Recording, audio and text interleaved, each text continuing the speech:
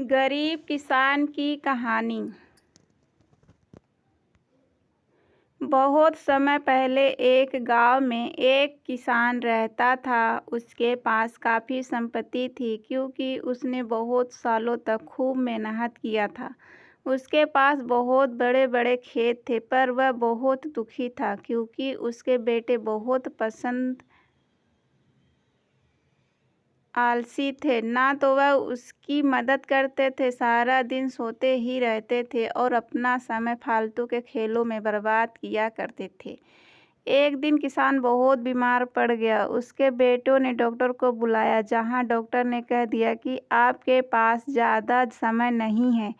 आपकी कोई आखिरी ख्वाहिश हो तो पूरा कर ले। वैसे तो आलसी बेटे कुछ काम नहीं करते थे, लेकिन वह अपने पिता से बहुत प्यार करते थे। डॉक्टर के जाने के बाद वह सभी रोने लगे।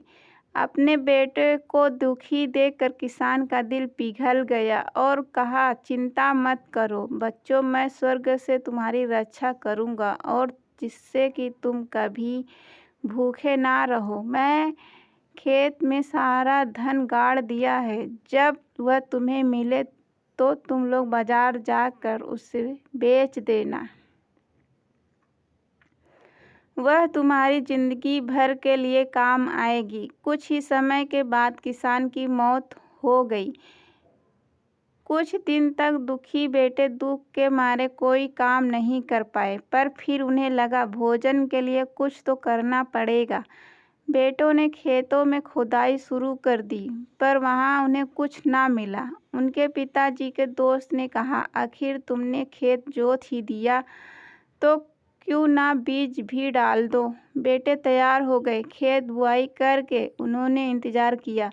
उस साल मूसलाधार बारिश हुई। एक दिन जब बेटे सुबह उठे तो उन्हें हवा में लहराते हुए अपनी फसल देखी।